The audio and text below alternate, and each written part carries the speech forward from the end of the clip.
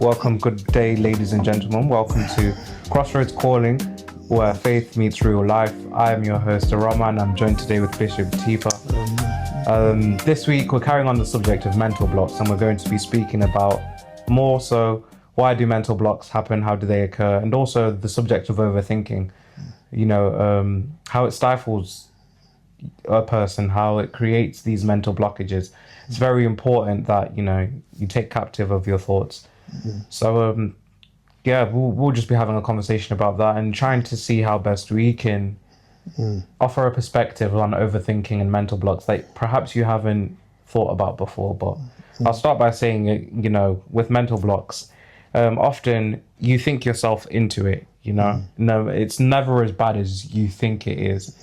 But I think once you get in that pattern of feeding a negative thought and giving it more energy and, you know, giving it more time and dwelling on it a bit more, that's when it starts to manifest in your physical, in your reality, in your day-to-day. And that's what I think causes that stagnation. And it's easy to do because once you've experienced a negative thought once, you're just going to let it keep happening and keep happening. And it takes a proper conscious effort. It takes action, actually, to break through that thought. But how do you view overthinking? Yes, you are very right, Orama. As you have said, many of our barriers, mental barriers to go to get somewhere in life or to reach your destiny or what your profession is encouraging you to work on until you get somewhere, come from this problem of overthinking, which is a big mental block, because thinking on itself is good, but you don't have to go over the board. That's why they use the word overthinking. Now, overthinking can happen to any person, especially a person who is mature enough to think for themselves. So Gen Z, they are in that especially category because you are in a stage where now you start making your own decisions. For the first time, you finished maybe uni, college, school, whatever, or training, and then you are living a life on your own for the first time, where you have to make decisions, where you have to think. Even parents can ask you, we're trying to do this, you can tell them, let me think about it, because now you are independent and you are free to make your choices. And in the Western world, they tell you when you reach a certain age, you make decisions. You talk to the service providers, and even if your parents are fending for you in one area or the other, but if you are talking to a service provider, they will not listen to any person because your name is there. So you think for yourself. And that's where the problem comes, because we must know that as men, we are also limited in our thinking capacity. There's a creator who has thought many of these things that we have. For example, I may have a grace, a talent, which can enable me to be very, very successful in one area or the other. But there are so many blocks, there are so many challenges for me to get there, as it happens in any place, even a football club that has so many things. One day it meets a block, but because of their experience, training, they will meander their way through until they get to a successful end. So it's the same in life. You find that you come across situations where you need to think about it, which is nothing wrong, and you can meander through and get to a successful end. But overthinking comes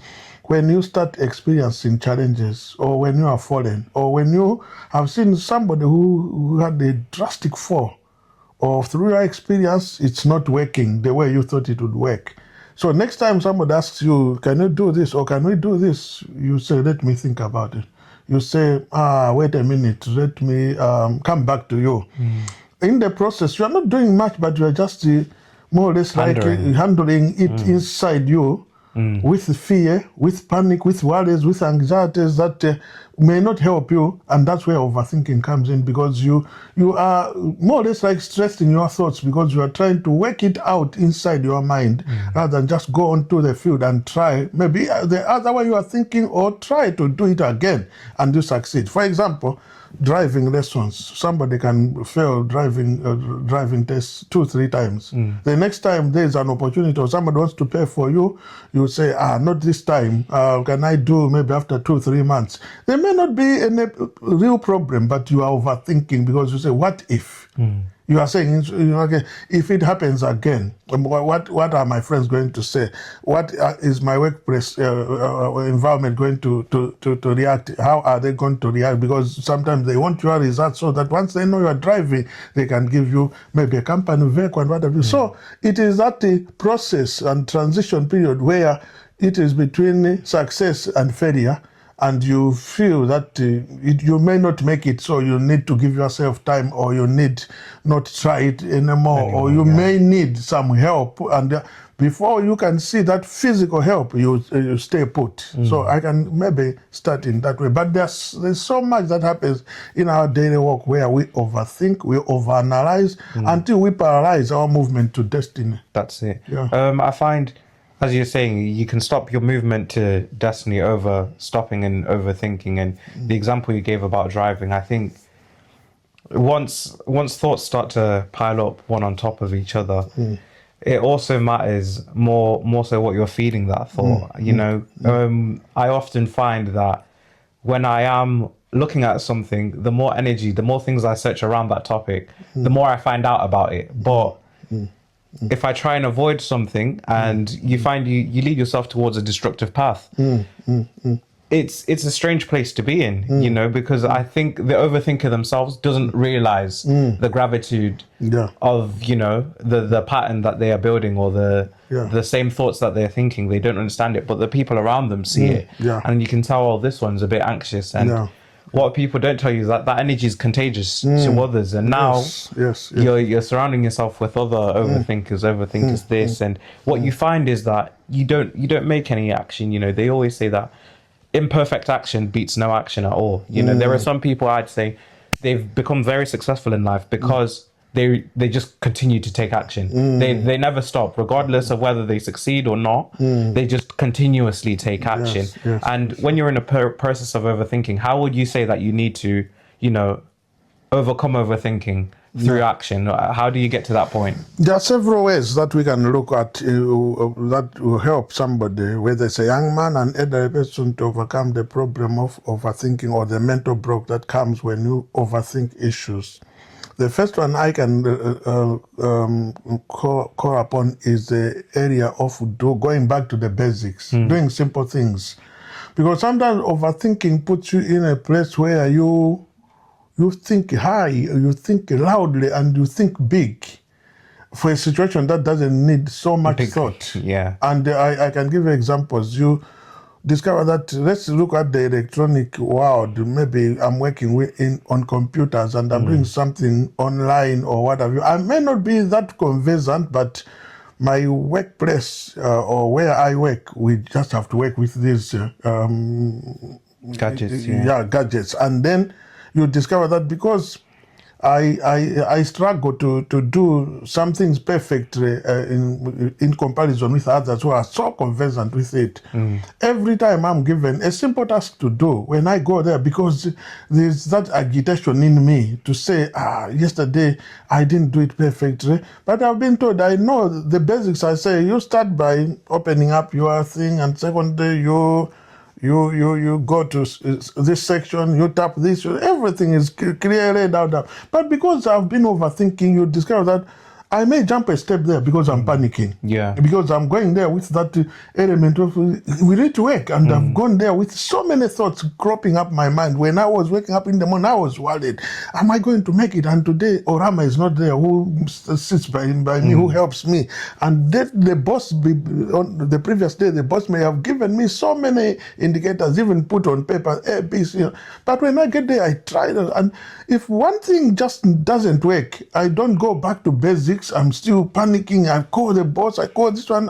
But have you done what I told you? And when they come themselves, they do it. It's working. How about you? Then you discover that, I missed a step 2 or missed step 3. Why?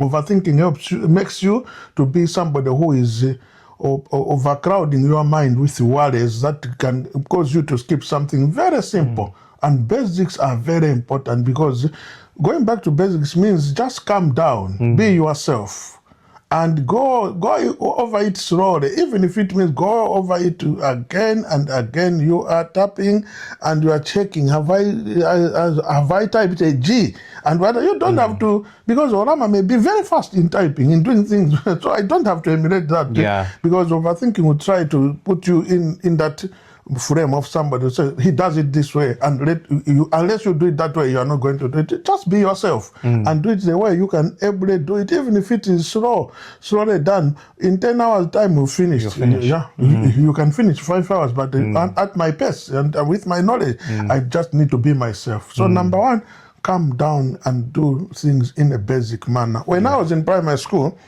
there was a subject that I knew I was good at, which was maths, which I even did well up to uni. But you see, they came to a point in mid-primary school where some of my teachers were telling my parents to say, he is very good in maths, but sometimes he either he's rushing or he overthinks.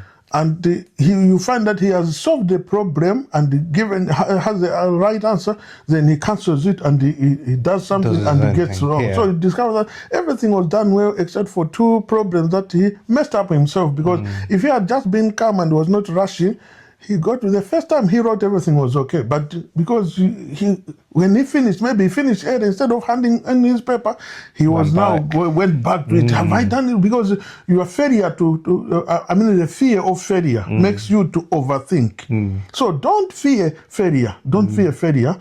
And don't go back to something that you were doing and you think you haven't done right with that panic stance. Just be yourself and calm down.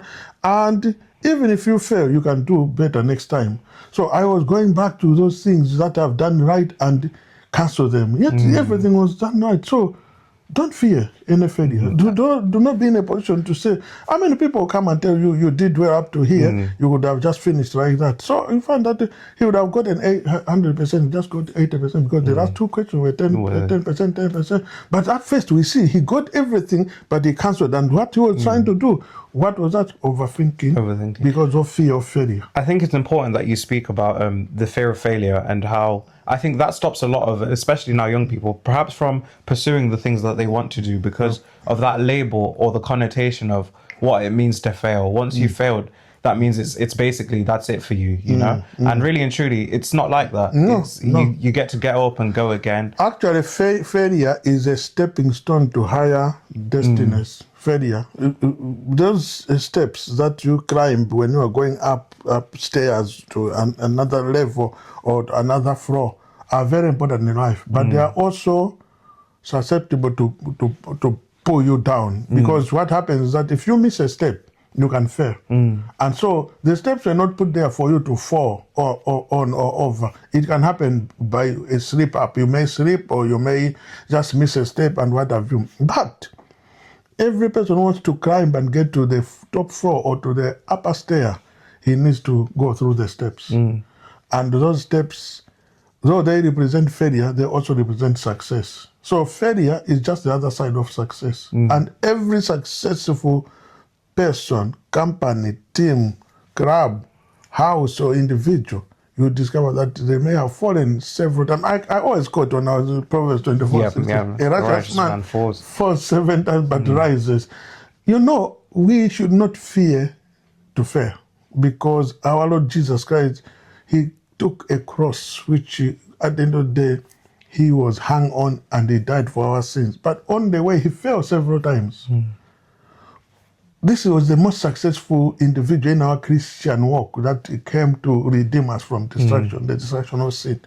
But along the way, there were so many places where he had to falter. He was stressed, he fell, but he picked himself up. And others came and picked him up and what have you. So, what you must know is that there is no person who has reached the top there without experiencing a fall of one nature or the other. Yeah. So to me, I always encourage myself that when I am seemingly falling, it means I'm heading somewhere. And if I stay where I have fallen, I'm not going anywhere. I'm going even lower. Lower, So when you pick yourself, we say pick yourself up. People say that the word triumph is like a rhyming of try up. So all the time when failure is coming, I should try to pick myself up. I should still try to go up or go over that failure.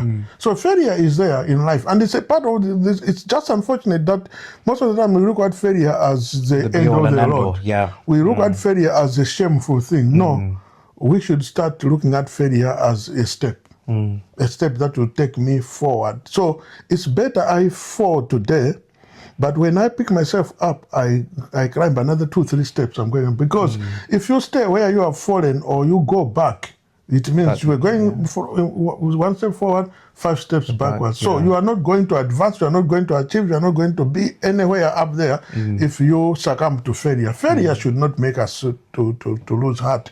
Failure should spur us on, and failure is to me a gateway to success. Absolutely. It's the stairs that will take you up there. Many of the people who we can even call our celebrities today, they've fallen several times. And most of them have even fallen miserably. And I always put myself in that shoe to say, if I'm following so-so, or I'm on this lane where so-so succeeded, and I am in a better position because I know where they made mistakes, and I know that if something happens which I can relate with what they went through, I know how it was sorted. So you are even in a better position if you are looking at somebody or you're following somebody's footsteps or in a profession that others, because you can always have a reference point. But if you are the first one of your kind, there's even no need to be ashamed, because it means you are treading on and trodden territory. And at the end of the day, when you succeed, others will come and they will be using you. You are creating a legacy. They will be using you as somebody they will learn from. So failure should not be a thing that we shouldn't even laugh at our friends when they fail. Because you see, I've seen people who have fallen today and appeared unsuccessful, but tomorrow they do a somersault and they overtake everybody who was laughing at them. Who was behind them. So failure to me is not something that we should be afraid of. There's nothing you can do in this life without experiencing some difficulties or some sort of slip-ups or what have you. So what we must know is just a normal part of life. Absolutely. It's like pain. You know that it's temporary. Pain comes, but when you have given it the treatment, you move on. And maybe your health even improves, and maybe that pain, when it comes again next time, you won't even be bothered, because you know, this type of pain, I take paracetamol. This type of pain, I take Panadol. This type of pain, or this type of pain, it just comes because maybe after I've worked hard, I just need a bit of sleep. Or I was working on my laptop, I didn't put on my eyeglasses, so I just need to make sure tomorrow as I come, I shouldn't forget my glasses. So failure should help you to get tranquilizers to eat, or painkillers to eat, because it's like something that comes to tell you that there's something you need to fix here. So fix it. Learn to fix it and move, or go to seek advice or counsel, but let's not fear failure. I think in the same breath where you can overthink the worst, that means that paradoxically you can also overthink the best. And I think people only jump to overthink the worst, but I've often found that when I've done something really well, it's because I thought of the best that I could do with what I have. When I started overseas car detailing, just washing cars, the idea was to allow people to be able to still remain in the comfort of their home and have their car cleaned. But how could I bring that to them? How could I? And I had to overthink, you know what? You don't drive, you can't get about. But you know that you have the idea, you know that you want to bring that into fruition. And I overthought the best case scenario, and I said, okay, best case scenario, I put this vision out there and people take me to the clients, and in return I give them something as well. And this way, and what I found was that by starting that, different people just happened to jump in along the journey. People came with me to wash cars. People would drive me willingly to different places just to wash cars. And I was getting a business started without having a car myself. And I think, and the same breath though, I've also been on the other side of it, where you overthink the worst. You think, what could go wrong? I'm somebody who left uni because at the time, I always think back to it, I thought, I'm not enjoying this. I'm not having a great time. What could go wrong? And because I was in that mindset, all I was looking for was evidence of things going wrong. I wasn't looking at the evidence of things going right. So I think it's also important that people overthink the best outcome. I mean, overthinking is not like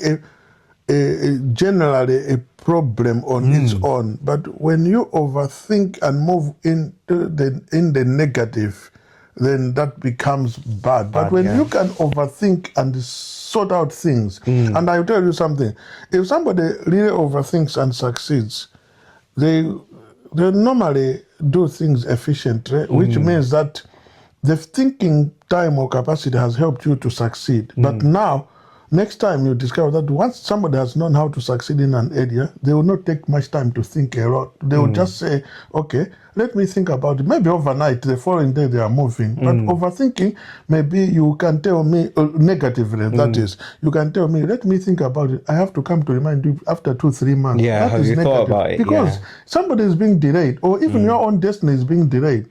And if you are saying, oh, when I said that time, so many things came up, so I left this, I shelved it. They are not even thinking about it. That's negative. But if you can truly think about it, so thinking or even overthinking in the positive, in the affirmative, is not a problem. We've seen so many people who have not done well. I give examples of coaches. You find the team has done badly today, 9-0. But you discover that in 2-3 weeks' time, they've won a cup, big cup. You say, how did you recover? So, no, you know what? When I went that time, it gave me some thoughts. They thought about, but they quickly made a decision. Say, no, we don't have much time to lose.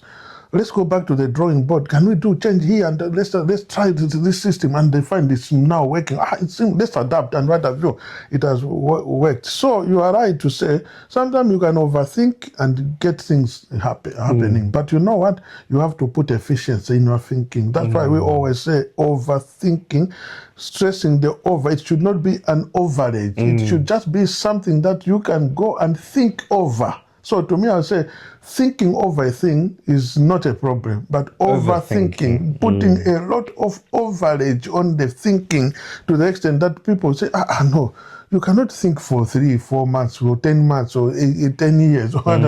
People are delayed and what have you. So let's think, but let's think over some things quickly or efficiently or effectively. It maybe a week may not be too much for a 10-year project. So that's okay, because you want to put things you are planning, in place, you are changing your template and that would not be too long. But I'm just trying to say a thing where you and me are agreeing, can we go to London? There's this thing happening. We will benefit to go to that training and what have you. And you say, last time I spent a lot and they didn't help me. So no, but these guys are so good. Look at it, they're bringing this package or what have you. It will benefit us. And what we are putting in based on what we are going to get is so, okay, let me think about it. And the event is taking place on Tuesday. So we go today and tomorrow. So Sunday evening, I call you, say, I'm still thinking about it. But we have to book a train for Monday. We have to go on Monday. Monday, I call you, say, I'm still thinking about it. Just tell the person I'm not going. That's overthinking. Yeah, that's true. But thinking over will just be the following day, say, no, I'm not going because you've released me. I can maybe look for another friend or just go on my own because So overthinking may be a problem, but thinking over a thing to me is normal. So that I would say thinking over is to me in the affirmative, in the positive, but overthinking most of the time leads to dragging one's feet until you discover that something has suffered or you have lost time or you have wasted time, and then in the end you've lost everything that was going to make a destiny for you or others. So I think day in, day out, we have this challenge because thoughts are with us. All the time. Thoughts are there with us. As long as we are alive, we'll be thinking. But let's think in a business-like manner. Let's think diligent.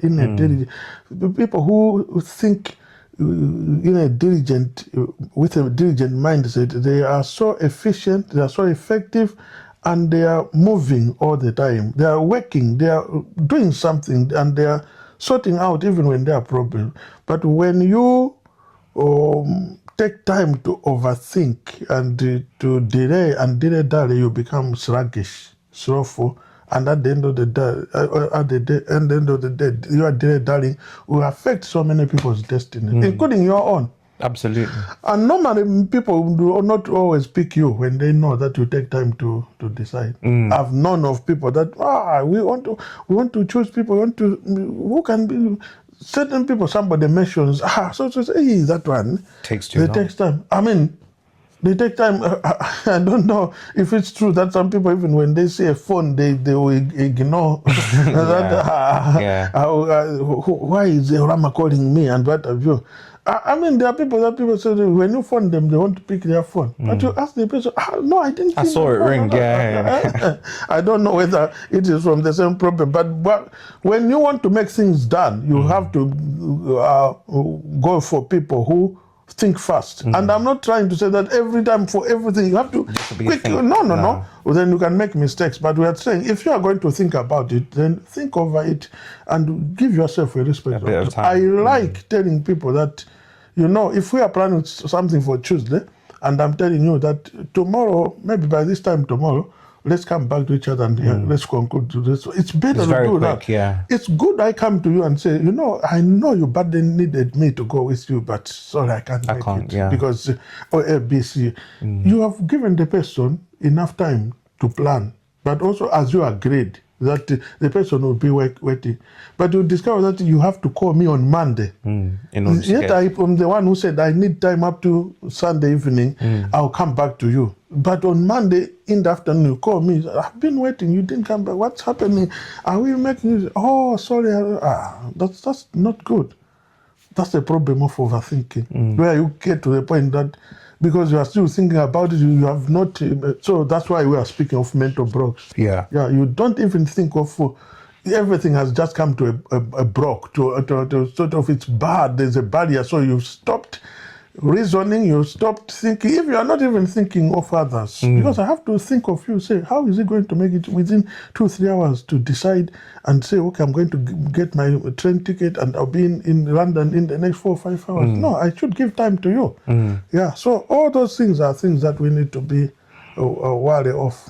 For those who've been stuck in the cycle of overthinking, how would you say it's for them to be able to break free of that? Because in the time, it's easy for us to sit here and tell them, hey guys, stop overthinking. But for the person who's sat in there, they'll even overthink us telling them to stop overthinking, So how would you say you can break out of the pattern of overthinking?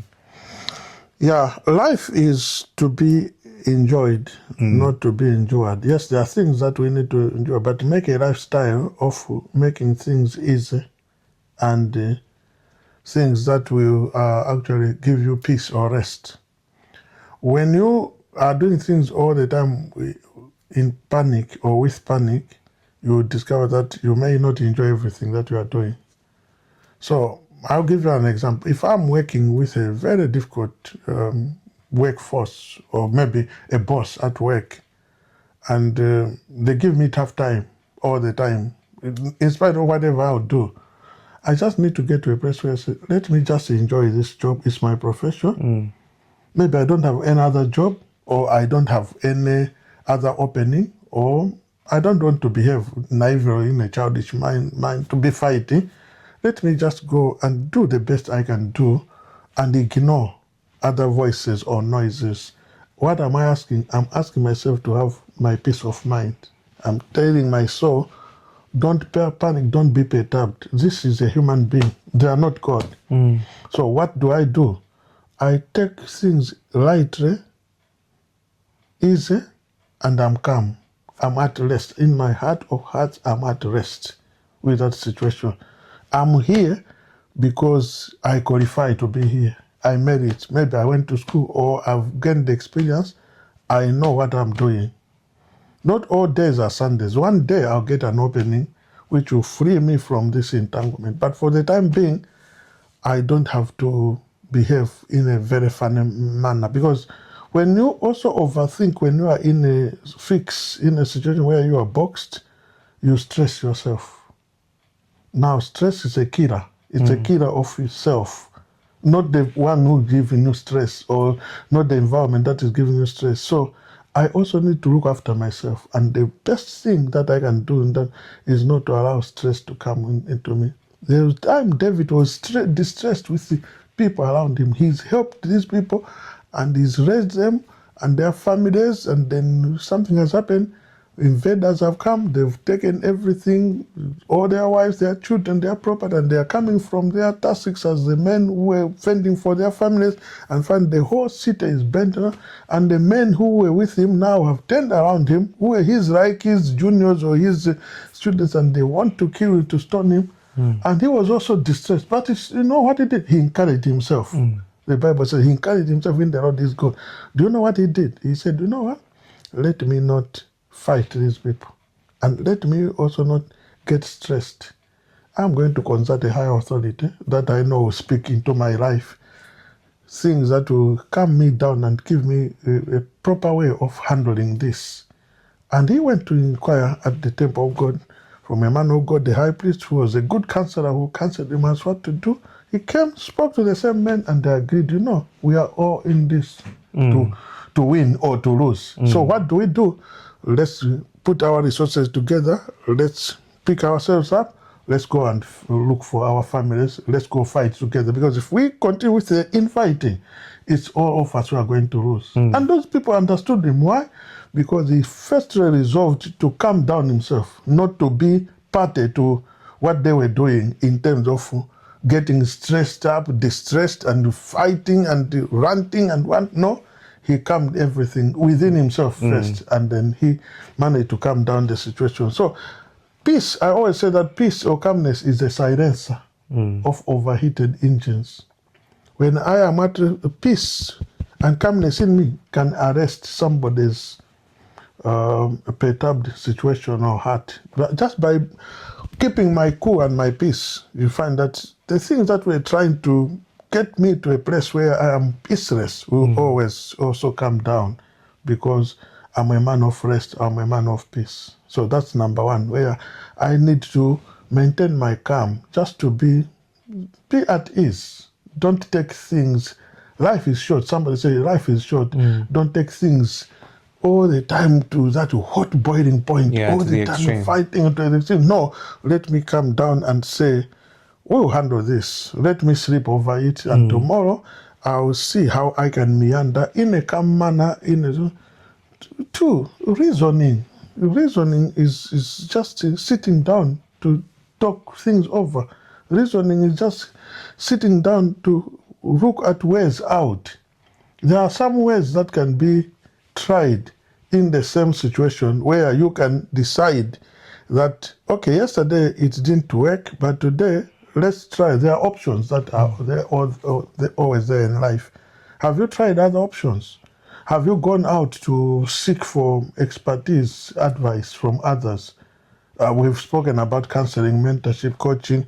Sometimes you just need somebody who can just come and coach you and explain to you maybe how it is better done. But also, you also need to be a person that takes thoughts as thoughts should be handled like, I don't know how to put it, but we always say that thoughts can derail you or deny you a destiny. But the same thoughts, if you can calm them down, you can get your thoughts under control, you discover that the same thoughts can arrest the things that can easily derail you. So take control over your thought line. Be a person who says, within me, I felt I should do this. For example, if you hurt me, the first thought line will be, let me hit back. But there is somebody who is greater than you, who is the creator, who has other thoughts, who has put even in his word how you need to handle anger, for example, how you need to handle disgusting situations. Do I also become nasty? No. He will say to you, love those who hate you. So there are opposite things that you can do contrary to what you were thinking. Things that can appear is shameful. For example, there are people who say when somebody has slapped you there, the Bible says give him the other side. But in our normal, if you have slapped me, they've tendency to. So I'm saying that you do contrary things which are positive, because my Bible tells me so. My parents tell me don't speak bad or back to somebody who has spoken bad to you. Don't quarrel with an elderly person. Don't be proud and speak sarcastically to people who are maybe struggling, who are maybe not living above the poverty line. So those are like thoughts from higher thought lines that have known life or from the Creator himself. So you just have to put on board other thoughts that you think these are superior thoughts. They are superior thoughts. They are things that you can get. So I know there's this, in our culture, there's this saying, they tell us that those are words of the wise, tradition of fathers of old who thought it wise and say, when you see a cock crowing like this, you don't. So they may say certain things sarcastically, arrogant, but they're giving some wisdom. They're called words of wisdom. Yeah, so there are all those things that you can refer to. Say, what are words of wisdom? What is the wise way of doing this? What if it was an elderly person? If it was the whole Creator himself here, or my company, what have they put in place? What is the constitution of the company saying to this? Because in my own way, I can handle it this way. But the constitution of the company says, when you reach this, whether you're a manager or boss, do it this way. This is what you do. Yeah. So you discover that there are always templates in this life that have given us solutions. There's always a place where you can find a solution to this particular problem. As I said one time, that there was somebody who told us that there's no solution without, there's no problem without solution, Baba. And he taught us that was a great man in our country. It was very funny, but we said, yes, there's something that is somewhere that profound should be, about that. That has been put to say, when you reach a stage like this, things can be sorted in that way. And yeah, so to me, there are always ways there that can help you not to think loudly, proudly, or awkwardly, when you can just recollect yourself, calm down, and go to look at these other options and alternatives that are always. So all the time, thoughts can be put under control. Absolutely. I think you've broken it down to its simplest form, which is, it really is that simple, you know, to go back to the basics. But oftentimes, the basics, people think, no, surely it can't be that easy. When in retrospect, it is that easy. It is. But I think you also touched on, people will think it's a lot more complicated, and they'll say no, that there must be more to it than just that. But oftentimes, that's all there is to it. That's all there is to it. You know, 1 + 1 will always be 2. Oh yeah. So it's an interesting. And we always say, let's learn to take life lightly. Sometimes we take life and its intricacies too seriously. I mean, there are certain things that they are. It's easier said than done. There are certain things that you can say, we are not sorting out anything here. Let's leave this for the time being. Let's try another program or project. There are better things, there are better options in life to what maybe we meet on a daily basis. But also sometimes there's some things that you just leave for a while. You say, okay, there's this saying that let sleeping dogs lie. It means that there are times that you find that there's a lot of commotion because everybody is on top of everybody is ranting, everybody is making noise. But all you need to do is that, okay, let the dust settle. When the dust settles, let's calm down, let's come around the table, and let's look at this with a positive mind. And you discover that the moment we are handling things with a volatile temperature or environment, our thinking capacity goes. Yeah. Whereas when you say, anyway, last week, when we met on this Crossroads episode, there's this, but after this week, recorrecting, I think we can also change our opinion. We can do better. You discover that the views where they are coming, you'll be surprised. Where were these thoughts? So there are always positive thoughts around negative times or environments. When it is so negative, I don't think there isn't anybody around, or even yourself inside you, if you stay calm, that you will not flip to the other side of the coin and discover that, okay, on this side it's so negative, but here it is like this. See, so simple and straightforward. Has God made things light for us if we can take things lightly? So sometimes we just need to take things lightly and come to a place where you say, there should be a better way out. All the time, there's a better way out. And the same person who could not think yesterday if they would just take things right and calmly and come down to themselves, you'll discover that they'll give you a brilliant solution. I worked with one boss in one institution I worked for, and all our offers as heads of department, when we were going to her office as a managing director, MD that time, she didn't want us to go with a problem. So I go, okay, madam, there's this person who has come. I was handling personnel, human resources. There's this person who has this.